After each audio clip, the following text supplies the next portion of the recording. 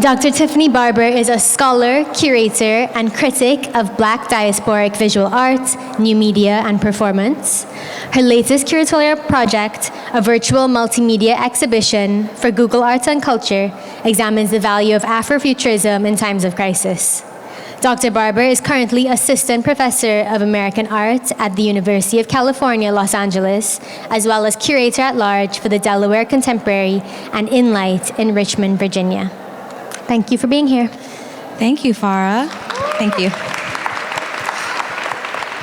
Thank you so much. It is really a joy and pleasure to be here with you all and these esteemed panelists next to me for the 2023 BlackStar Film Festival. First day, yes.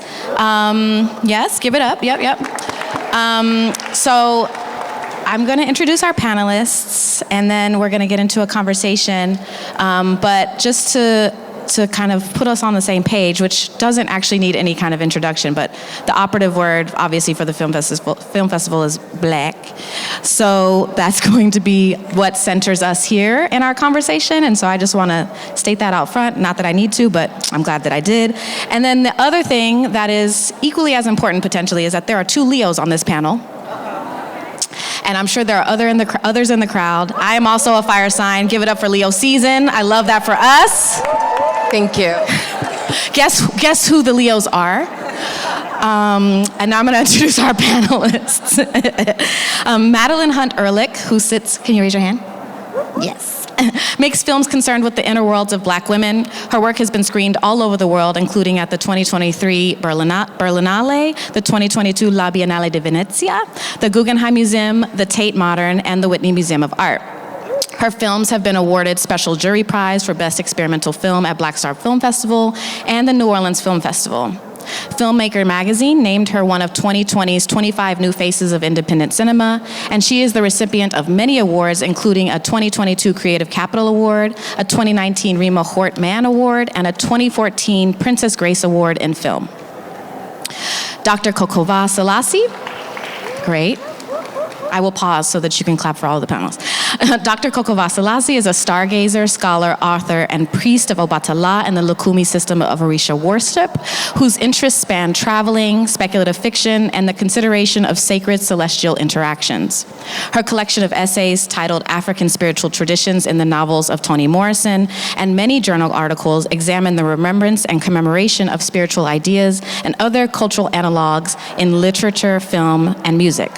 In 2021, she published the novel The Second Line, and her forthcoming work is a memoir titled Caravan, The Amazing Adventures of a Negro Girl from Compton. She is featured in Jatavia Gary's acclaimed film, Quiet as It's Kept, which is making its festival world premiere here at BlackStar.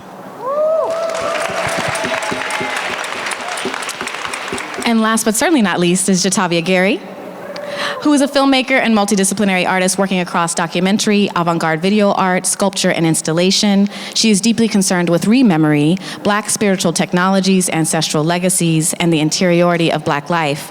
And in much of her work, she rigorously interrogates the archive in order to trouble notions of objectivity and neutrality in nonfiction storytelling.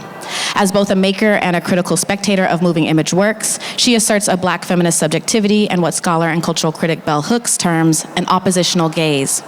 Intimate, often personal, reparative, and politically charged, her works unmask power and its influence on how we perceive and formulate reality.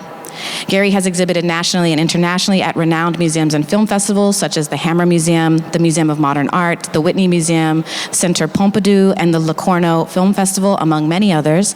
She has received generous support from the Ford Foundation, CineReach, Sundance, Field of Vision, Harvard's Radcliffe Institute, Creative Capital, and most recently the John Simon Guggenheim Memorial Foundation.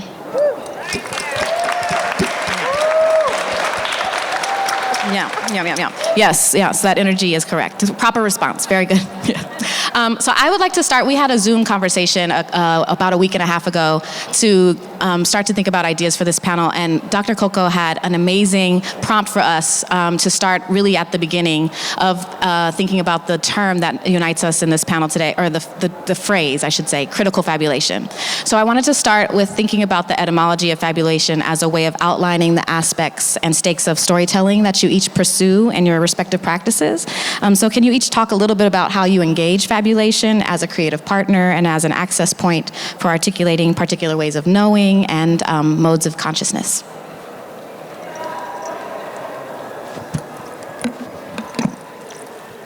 Permission of elders in the room to speak. Those who are older than me, may I have your permission? I can't hear you. Thank you. I'm gonna start with a Sun Ra kind of vibe. Sound creates energy, and energy creates sounds. And so astrally, cosmically, I've been connected to what I call our root culture, the basis of us, our historical memory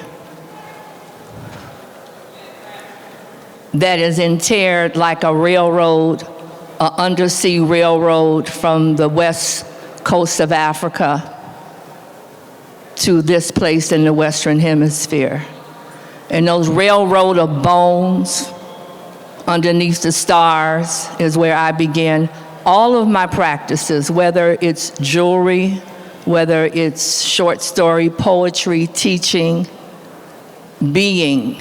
It's the ontological basis for everything that I do, is a return to the source, to the memory of us, who we are. Proverb says, because a leopard falls in the water, he don't lose him stripe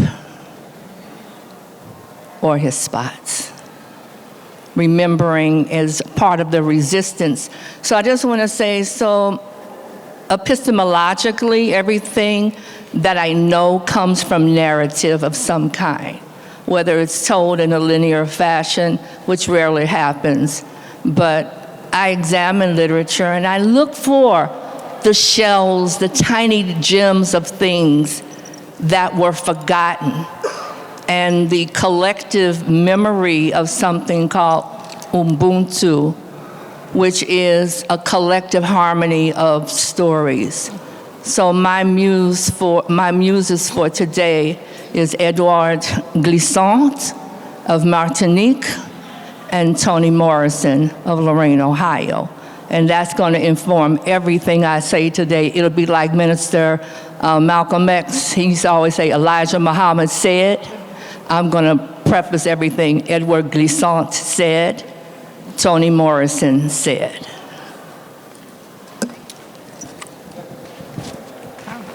Yeah, I'm like, I feel like this is going to be, the whole panel is like hard act to follow. First of all, it's so nice to be here. I've seen like 10 outfits I want to copy since I walked in the building. And it's nice to be with people again after, I feel like, these weird years at sea. So thinking about, first of all, Edouard Glissant was actually Suzanne Césaire's high school student, which is an interesting, little fact there. Suzanne Césaire is who I will summon for our panel, someone I've been, an ancestor I've been in study with and communion with the last few years. But actually, in terms of this question about critical fabulation, something that's been inspiring me lately, I recently read The Tale of Genji for the first time on the advice of Lorraine O'Grady, who's a really wonderful artist I'm sure many are in reverence with as well. And if you ever talk to Lorraine or see her speak, she usually mentions this text. It's the first novel ever written, and it was written by a woman in Japan. And I was like, I've never read this, let me read this epic. So what's interesting to me about The Tale of Genji is that it's written by a woman. It's, I believe, 55 chapters. But the last 2 chapters of the book are not written by the original author. They're actually written about 100 years after she died. And it's thought to maybe be someone in relation to her, but it's a descendant who finishes the story, finishes the epic. And the other thing about the Tale of Genji that I love, besides the fact that there's this second author at the end, is that the way that the text ends, and I mean it's like different translations, like have like slightly different versions, but it ends in this really abrupt way, like almost mid-sentence, as if the author sort of just had something else to do and just like press send, you know? So this is the first novel. And so for me, critical fabulation, or the thought that I'm sort of offering that's been, you know, very present with me in my work lately, is this idea of like the formal properties of a fragmented practice, but also that the authorship isn't singular, and it's not necessarily limited by the time of the work either. That the authorship is actually like a collective project, and that we can experience the call to complete something many years after, you know, that spark of inspiration first occurred. So anyways, that's my critical fabulation thought. That is so ancestral. How y'all doing? That's good. I want to give honor and light to Maori Holmes, who I'm just always completely blown away by, bowled over. I mean, you know, a Black woman visionary. How extraordinary is that? You know, like just rock star shit. So I'm just grateful to be in the building and to be here again. I think this is maybe my 6th BlackStar. I've been coming for a long time. I think the pandemic had me out, but I'm back. We outside. We outside. We outside. So it's so good to see your faces and to be in your presence and to be here with this towering group of thinkers. I think Mama Koko said the etymological root is fabular. Was it to speak or something like that? To tell. And you know, Madeleine, you're speaking about kind of choral moment, which I feel like all of my works are attempting to get at, right? We're pulling from these kind of disparate spaces. We're pulling from the past, we're pulling from the current moment, we're pulling from the internet, we're pulling from some sort of like hallowed academic archive, we're pulling from YouTube, we're pulling from our own kind of past trauma or the rememories that are kind of slamming into us as we're sitting there at the keyboard, right? So for me, this fabulation, it doesn't stop really. It's not really for one part of the practice. It's almost every work is how can I continue to be in conversation with the source material that I'm engaging with, because usually that is the substance of my work. I am trying to be in conversation with either Toni Morrison or with my grandmama or with myself, right? So how can I continue in this lineage? How can I stretch out the story and make sure to include, you know, my voice, to say I was here, right? I was significant, I had a thought. But to what end? And I think that end is to a kind of future. A future tense. Folks who haven't been born often say a lot of my work is for people who have not even arrived yet. And I definitely hope that y'all get into it and feel something, right? But ultimately, this is for people who, you know, they haven't even been born yet, which is why the form can take on, you know, such a strange shape, right? Because who knows how their minds will be formulating a story 50 years from now, right? So, I don't know. I'm kind of meandering right now, but No, you're not. Fabulous. We're gonna continue to meander and dance. I love the example of the the sentence falling off, the last sentence of the story falling off, and you described it as an abrupt stop and a mantle to take up to complete, but I actually also think of it as an opening and a beginning, right? And I think that's also what you're talking about too, Jatavia, is that this kind of cyclical beginning, or this something that continues, and the choral and the collective that your work is trying to get at. That's actually spherical, and so it's not just circular; it's actually spherical, right? So it's actually a very full kind of, and I relate that to also a kind of Black feminist citational practice, or a Black feminist praxis of filmmaking, of creativity, of world building and world making. And so I want to talk a little bit about the interweaving of writing and reading and image making in all of your work, and the scholarships and interviews and films and installations that you make, all of you on the panel, and to think about the role of ritual and performance in terms of each of your respective engagements with embodied knowledge, the spherical, the kind of affect that you're trying to evoke or inspire in viewers, if that's even a concern of yours. I was thinking, I was thinking how my writing practice, I write in the night, I walk in the night, I walk in those worlds where those entities dwell that don't dwell when the sun is up. Twilight. And my practice for scholarship was always to look at a book somewhere, a book manifest, and I just walk to the shelf and I cut it to my head like people do the Bible for the verse.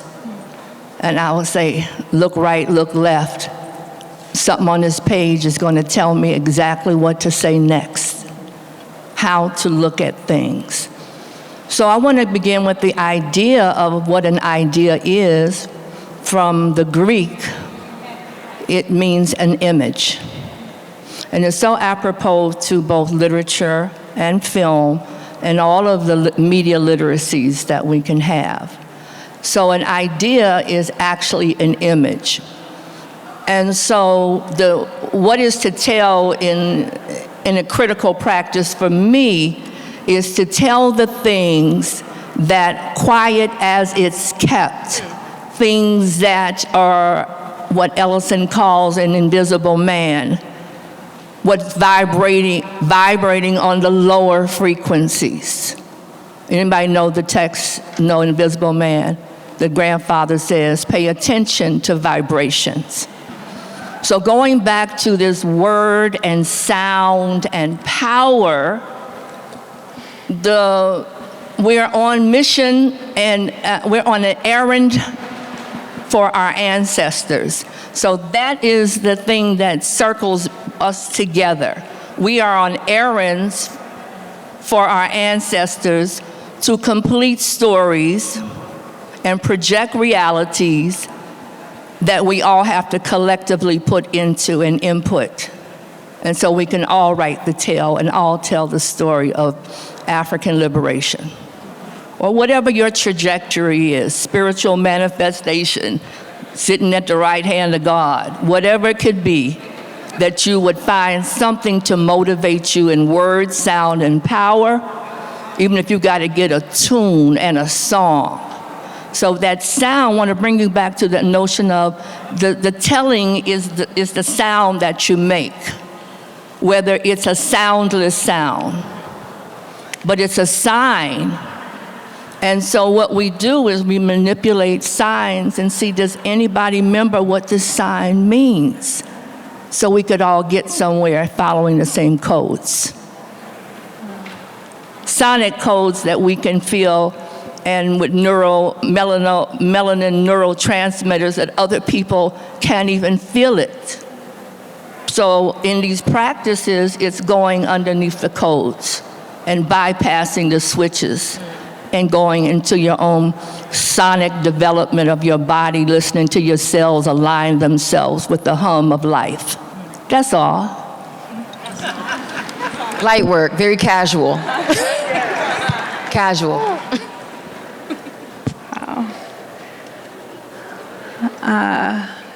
Okay. Well, I mean, something I've been thinking about at this time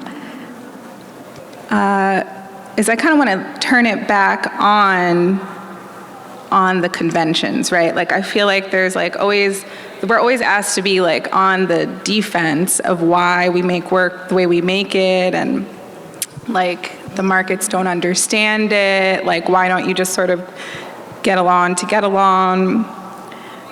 And I feel like we should actually be on the offensive and be like, actually, you know, biography is a failed form. Like, actually, empathy is a failed strategy. Its political value is that it can be completely and easily co-opted and, you know, traded for actual action. You better And- say that, girl. And when that happens, artists become, you know, weapons against their own communities. When we have complicated forms that are resistant to market logic, the work can actually be the work.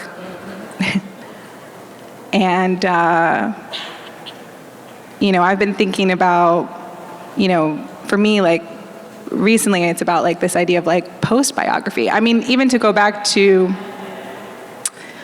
what you're saying, Mama Koko, it's like the way that we see and experience our lives is much more in a kind of a montage than anything else, and it's much more associative than anything else. You know, we're moving between, you know, stimuli that's like happening in the world and images and memory that's like moving through our brains, and it's actually the chaos of that is a form in itself, and the way that we experience things is really like a constant turnover of the visual and the sonic. Yeah, but you got to GPS it with that sound. You're not going to. I got to just say this now, because y'all. When they put sound on movies, they got a little bit better. I don't know about you, but when you watch an old film and a new film, I appreciate folks making sounds. Okay. The idea of fragmentation, a theme so prevalent in all of the literature of the post-colony and the whatever, we have to be able to GPS ourselves from all of these spaces that we're in that seem like individual, truncated, bifurcated thing. So yes, in that sense, we are pastiche, bricolage, collage, where all of those fancy words that mean we have to keep recreating and recycling, and we have to keep changing up our vibrations and codes every day, because part of the colonial experience is appropriation. And so in appropriation, the person who take it from you will come and say that they're the expert. When Macklemore beat out Kendrick, well, I want to just bring it down to you. When Macklemore in the house. When Macklemore beat out Kendrick Lamar, that's like somebody putting on a magazine, is Eminem the greatest rapper ever? Blasphemer. So, earthquake on your mouth, like the Rastas say, lightning bolt.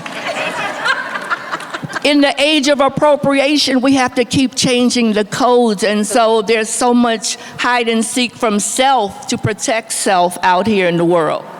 It's a fugitive. Yes, ma'am. It's a fugitive practice. The form, you know, I always lament the label experimental, because that's been slapped on me, and it feels very, and no shade, because we're in a space here where I'll play in an experimental block, and I want you to come and get into the experimentation. But it just feels very much like a catch-all, right? Like, we don't really know how to describe this. This is really strange. She doing something weird, and she gonna have to explain to y'all. But for me, it's really on some fugitive shit. It's really me trying to evade capture. It's me trying to evade your appropriative response, right? Which is to emulate or to siphon off, like we were talking about in the conversation prior to this, the preparation to this, is that the mainstream will see some really amazing, interesting thing, marginalize it, but begin to take from it, right? They apprehend it and use that. And what happens is the work that was experimental, the work that was avant-garde, the work that was daring, is actually coming with a kind of political implication when it has been pilfered from and used in the mainstream. That political whatever is now gone, right, as we were discussing earlier. So it's just like, well, I'd rather not be picked at, right? I'd rather not be looted from. So that means I'm going to have to continue to recreate something all the time, right? Which is completely fine.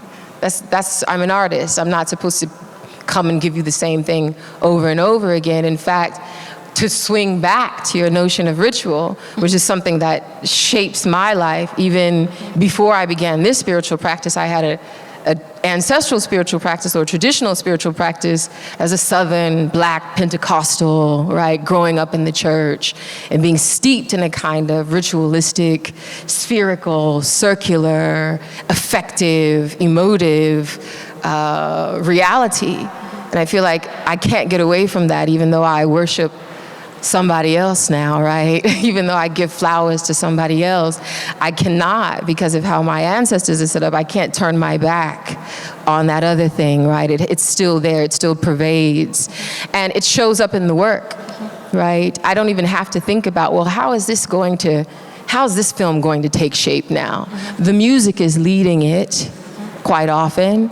As you said, the music is this kind of cohesive element. And for me, I can just kind of sit back and rest in that tradition, and know that something is going to emerge, and it's going to be new and different and fugitive each time. Thank you. Yes, we got through a lot. That was amazing. Yeah, and I love hearing you all talk about, because when I experienced your films and your scholarship for that matter, there's an explosion of the form. It's like how we have come to know the form, or how we've been told to encounter the form, I guess is probably the way to say that. And so often form is used as a way to define genre and vice versa, and you all have already talked about the kinds of constraints of the language of film, the language of the market logics of the industry that try to trap you, and the appropriation that happens, but also the ways in which the industry ties itself in knots trying to categorize you, but as you said, you're evading and imagining otherwise.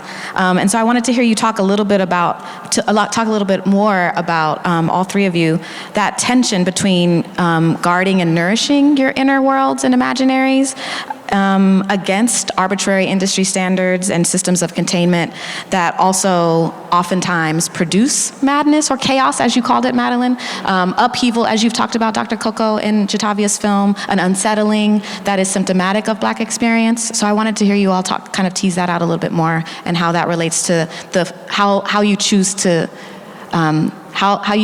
put that into shape as a foundation or a motivating experience. I have always been maroon. I don't know all of my life paths, but I know in my most recent manifestations of birthing and knowing myself, I am maroon. That is my ontological, that's who I am, the nature of my being. I have an unruly tongue. My God. It cannot be tamed. There will be nobody with a chair nor whip. And so I think in authenticity, if you always grind it out, grizzle it out, deal with authenticity in whatever form the market takes its shape, it wouldn't really matter if you kept in mind that you are on an errand for your ancestors. Because the market will come and go, all of this, all these broad streets, and all of these places, all of this corporate capitalism on the backs of black people, chattel. So if you just keep that in mind, and whether they let you have it in school, or whether you get a book and go hide in the corner like it was 1823 to teach your children about their history.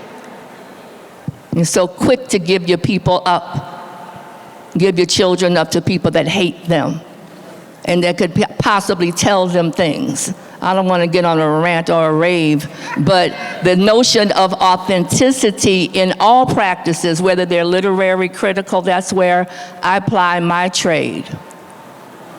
I excavate. I had 2 anthropologists on my dissertation committee, and I did a degree, a concentration in English, but I had 2 anthropologists and a romance philologist and a scholar right here from the city of Philadelphia, Dr. Dorsey at Atlanta University, now Clark Atlanta University. You got to excavate and go deep. If we're using these media to tell stories about us and our, it's not fables.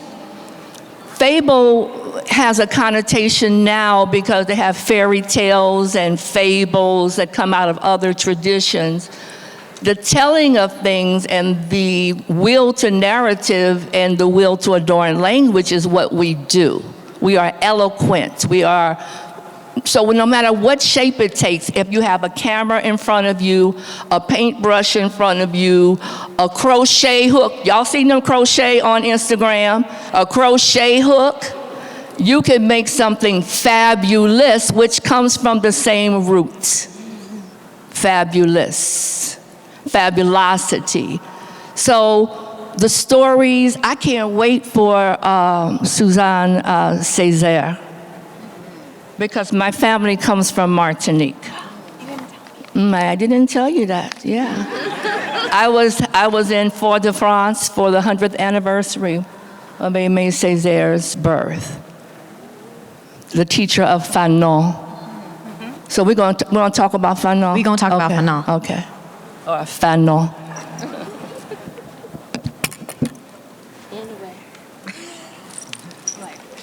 Go. You can go any which way and you can go all the ways. We here. Outside. So I guess this is sort of related. So I've been working around Suzanne Césaire's archive for the last 5 years. And I have a feature film that I am almost done with that's from that work. And Suzanne Césaire, for those who don't know who she is, was a writer and an activist and a teacher. She was also the wife of poet and politician Aimé Césaire, who was a poet. Both Suzanne and Aimé were a part of what is called the Negritude movement, or the school of thought that's called Negritude. That also the Nardal sisters were a part of, as well as Leopold Senghor in the 30s in France. And then Suzanne Césaire in the 40s wrote 7 really important essays that really rooted surrealism in the context of the Caribbean and kind of utilized an idea in a way that was really political and rooted in the needs of Black people on this side of the transatlantic slave trade. She wrote these 7 essays, and then there's really nothing more that we have from her. There's letters, but there's no other published works. One thing that I've been thinking a lot about is about surrealism and about how she used it as different than the ways it was being used by those most frequently credited with surrealism. And that was really in the service of a kind of feminist and post-colonial agenda, which was to find a way for herself to exist as the mother of 6 children and the wife of a very powerful man, and also as a Black woman in a colonial society. And so surrealism was, for her, this A Black woman who was also an intellectual in her own who right. was an intellectual and who craved liberation deeply. And so it was a way to sort of try to like crack for herself the sense of the sort of the social order of her day, of the way life is structured, of manners, of what's expected of you, of, kind of the minutia of living. Yeah. And I think that is different than the ways that, for instance, Breton thought about surrealism, or even the ways it's been, maybe even the ways it's been thought about in our contemporary context. Like, it was really specific to this idea of like, well, how do I break out of like everything I know? And I think there's like ways that there's echoes of that in this idea of critical fabulation too, right? It's like, how do you think of something that's gonna like give you a key to like this thing you desire so much, which is to like really feel authenticity and to really feel liberation. But it's like, you can't use any of the things you've been taught or equipped with because it's like it's something else, and how do you access that? And that's where maybe like a spiritual belief or like this kind of other force comes into play. I was thinking about the Haitian uprising, and they met in Bois Camon, and they had a ritual of the black pig. Mm-hmm. And they didn't have a lot of dogma. They just made one solemn vow to not worship the white man's gods. There wasn't anything else than that. We're not doing nothing they do. We don't want to be like them. We don't want to talk like them. We don't want to act like them. We don't want to do nothing them. We don't believe nothing they do. And from that time on, it was an 11-year uprising that Haiti is still punished for making those statements. I don't want nothing that belongs in your imagination of the divine. So on these journeys, these voices, they call out, I think there's a poem by, in the preface, it's for Tony K, it's dedicated to Tony K. Bambara. And it's called Those Bones. I forgot who did the poem, Akasha Hall, I don't know if she did it. But it talks about the bones at the bottom of the sea. And if you belong to the bottom of the sea people, if you have any connection to anyone that takes residence in the bottom of the sea, and you know what I mean, those deep ancestral connections, your work has to reflect what you believe about you having superpowers, like being real superheroes, like the ones they have in the Marvel universe. You don't marvel at yourself from what you've come through. You Ant-Man, you name them, Daredevil, you all of them. You all the whole Marvel meta universe in yourself, but always looking outward at other people. And that's what colonial Fanon said. We're gonna get to Fanon. You only could look at the eyes that have been prepped for and to see what you could see. This is the lens for you to measure yourself. Your ability to have better pronunciation in French in Martinique, Guadeloupe, all of those places. That when people hear you talk, if they don't see your black face, they think that you are from France. And so this emulation So when you think about Breton and the unframing, what this movement of surrealism does, it unframes and untethers people from these strict conventions because they've been through a war and they don't like the ugliness they see about white nationalism. Come on. So we ain't talking about white nationalism. And how white people see themselves as being the boss and in charge, and Charles in charge, Chuck with no luck. That's just them. Anyway. Anyway, for me, Charles in charge. I want you to do me a favor and run down the question, the original question, just real quick. I can definitely do that for you. No shade. Because you don't know it from what I said. Absolutely. No, it's not about that. I just can't piggyback off that. No, I love that we're at this place because one of the things that I wanted to get to was like not even reclaiming because I don't like that word, but accessing and underscoring the Afrocentric origins of surrealism. And it's something that I'm thinking about in my own work, on a new project that I'm starting. And, you know, even with the Breton narrative and him being the center of surrealism and the father of surrealism, he was in conversation with all of these Pan-African, Francophone, Caribbean philosophers who were moving through Paris. And in the rupture of the war, the rupture of his own, like as you said, white nationalist consciousness that came undone by war, he was also struggling to gain access to a particular type of liberatory space that was marked by blackness, actually. Not just ontologically, but aesthetically, spiritually. That's why the dreams, the unconscious, the sphere of the abyss, the unknown, that's all about blackness. And so that's part of the question for you too, Jatavia, how that comes up in your work and how it forces a shape to the work that you are constantly seeking to articulate for us, and then also how that becomes a way for you to guard and nourish the creative and imaginative space that you. So that's the question. Yes, thank you.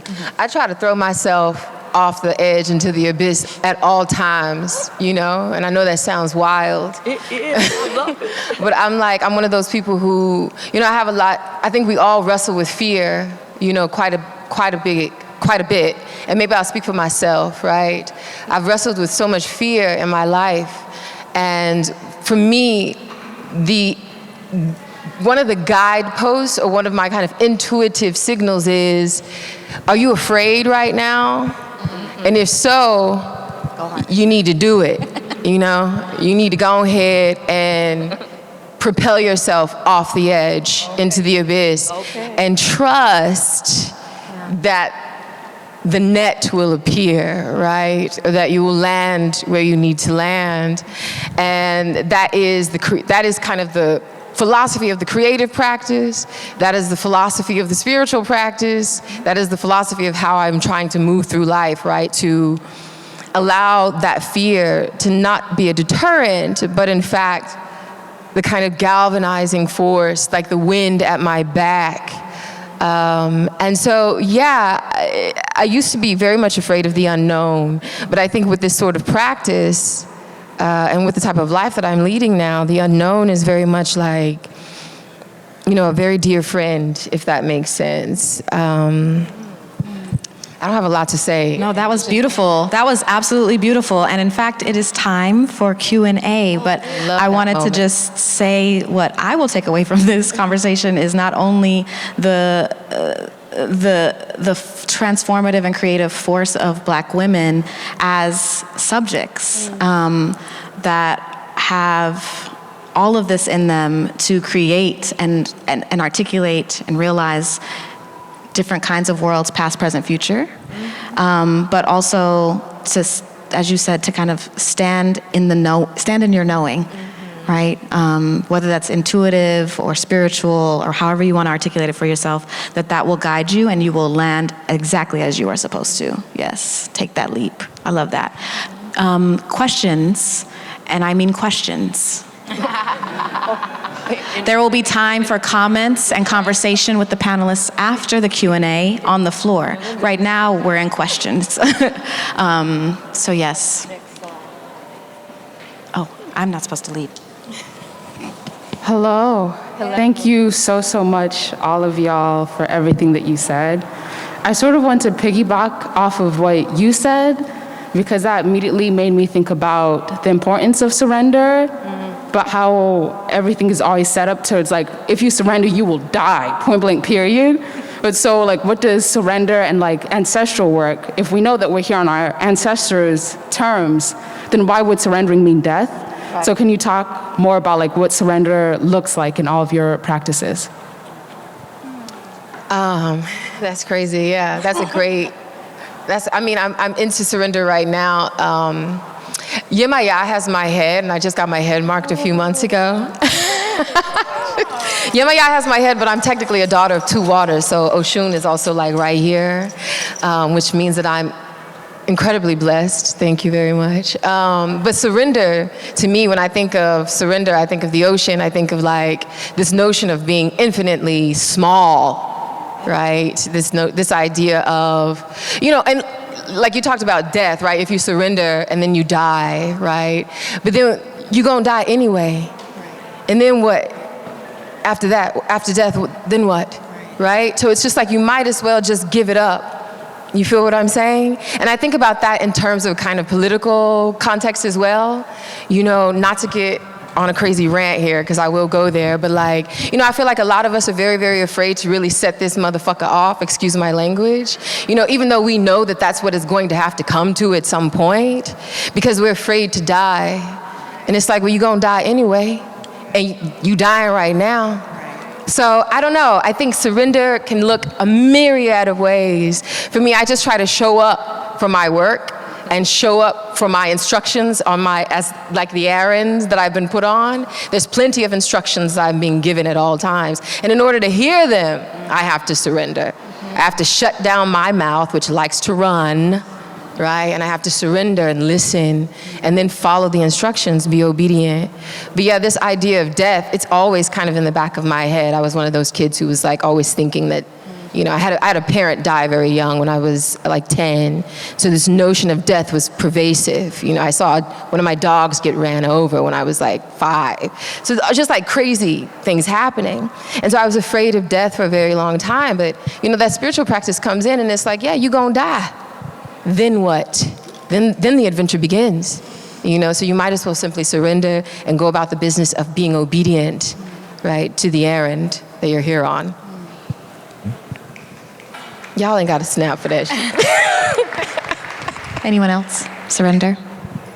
I was thinking about, Shoot. in my critical practices, I insist on looking for expertise by somebody that was Black, African, something that wrote it. I have a different section for things that white people say that goes in the back or somewhere. Right. But it's not the prevalent thought for my practice. So I surrender to the power of words experientially and ideas that come from Black people, and I give it the prominence. It's like, that's the upgrade. Now, the surrender is when you have a university press book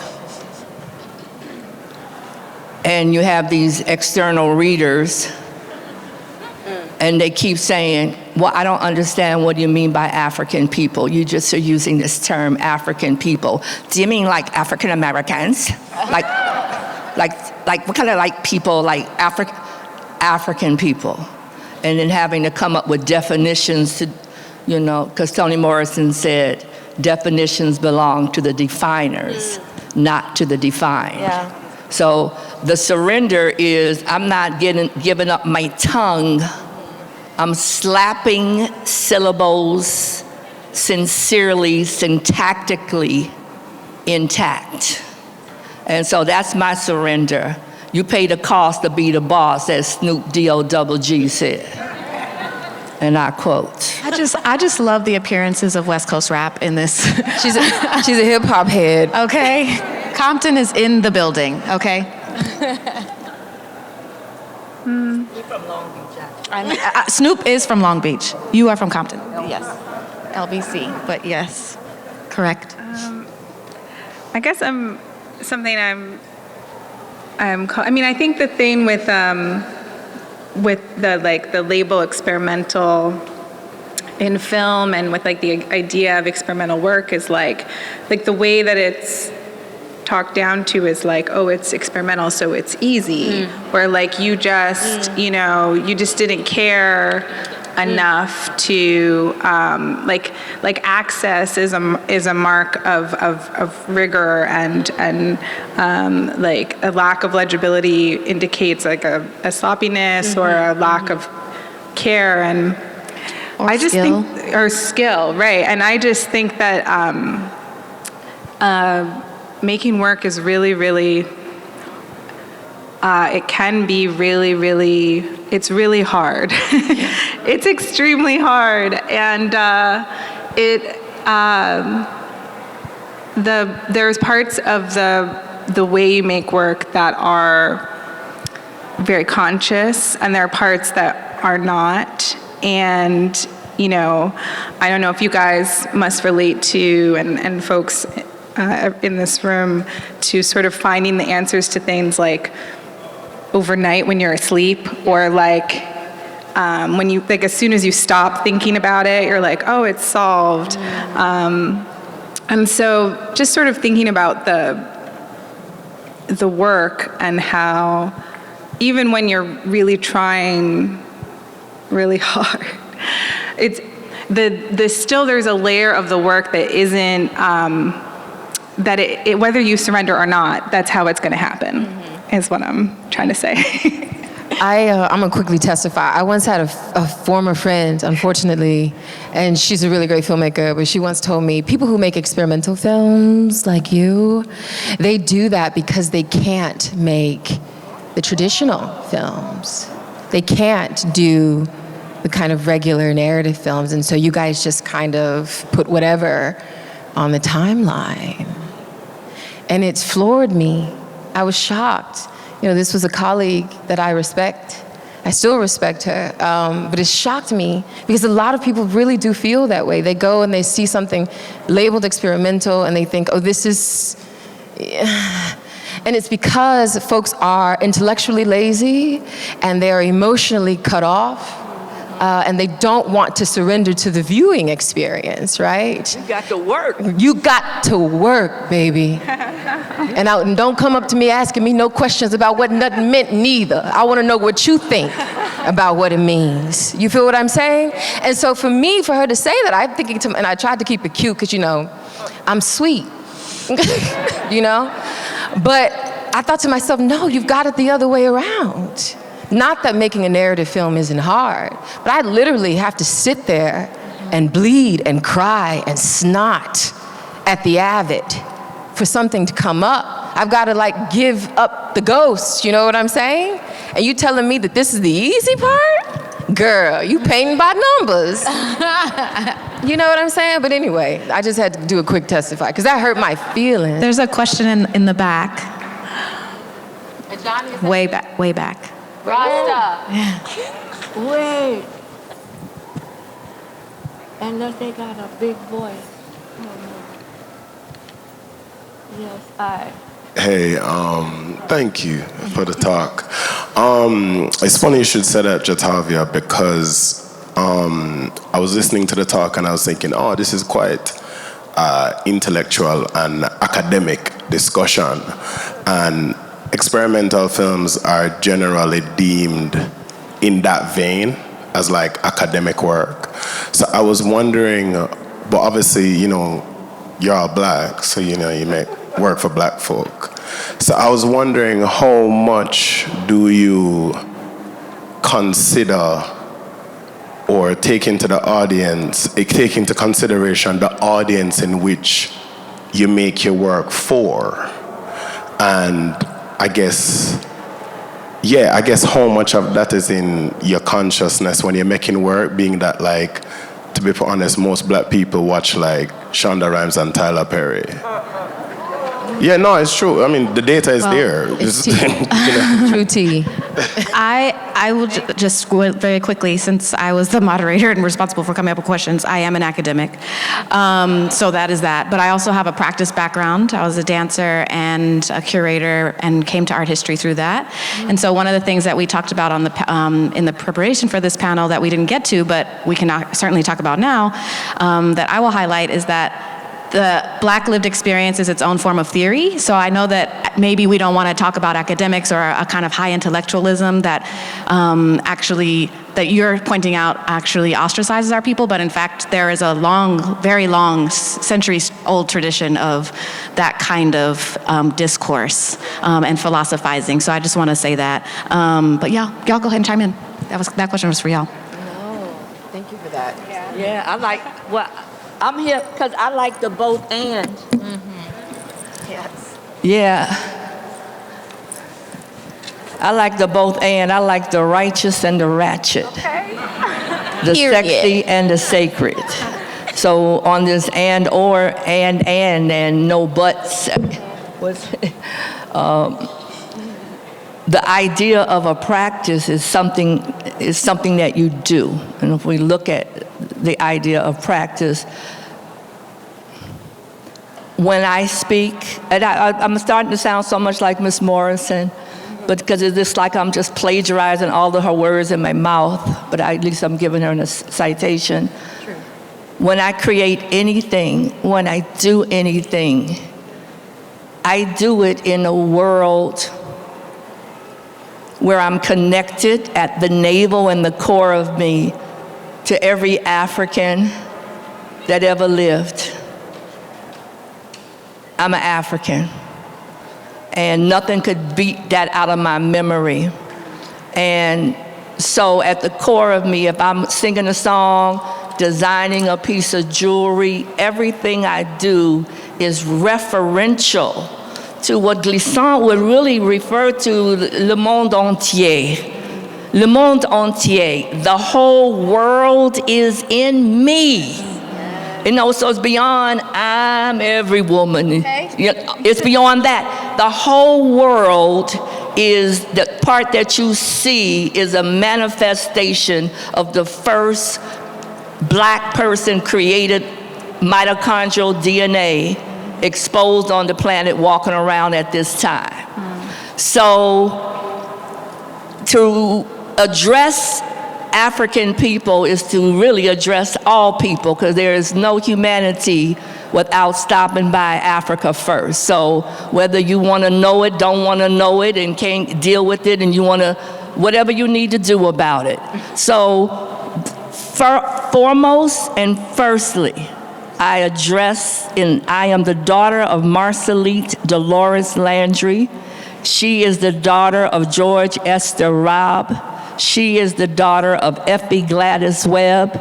She is the daughter of Elizabeth Agrath. That's 4. That's all the memory of paper and pen in 1860s census could get me at this point. Down in Louisiana, where they don't keep good records like Virginia and the Commonwealth.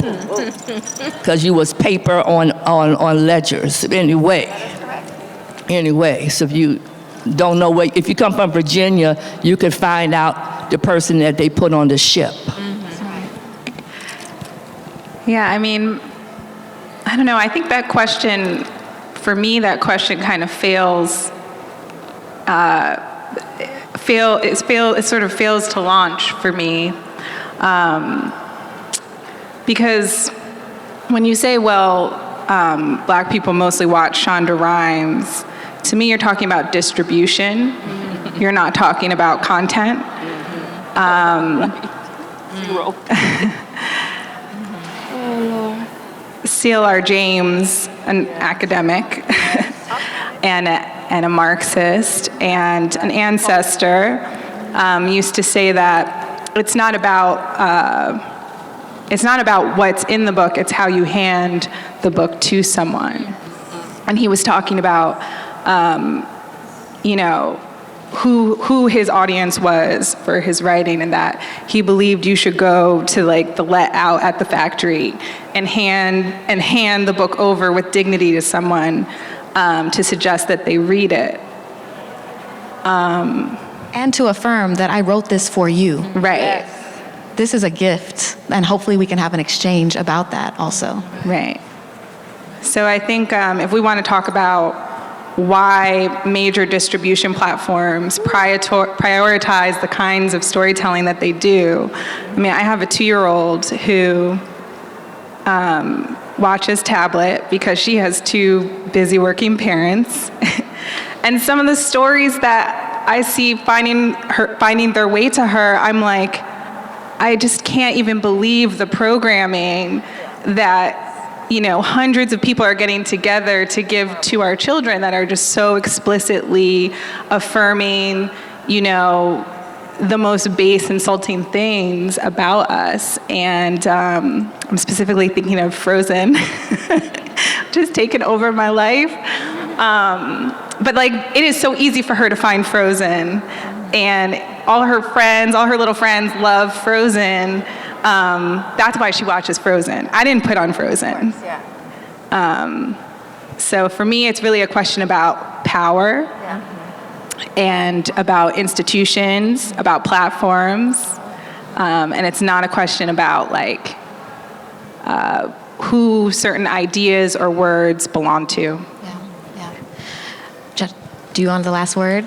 We're wrapping up, so Jatavia's going to have the last word on this. I don't know about the last word, but I'll just quickly. Not the last, but you'll you're the last voice we will hear today, right now. I'll just quickly say, to me, it was really important to bring the film here to BlackStar.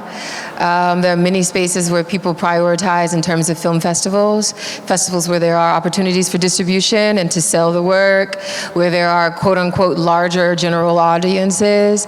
But for me, and I was talking to actually Ajani who asked the question last night, this is actually, I'd hate to say testing ground, but this is like where the rubber meets the road, as my mama would say, right?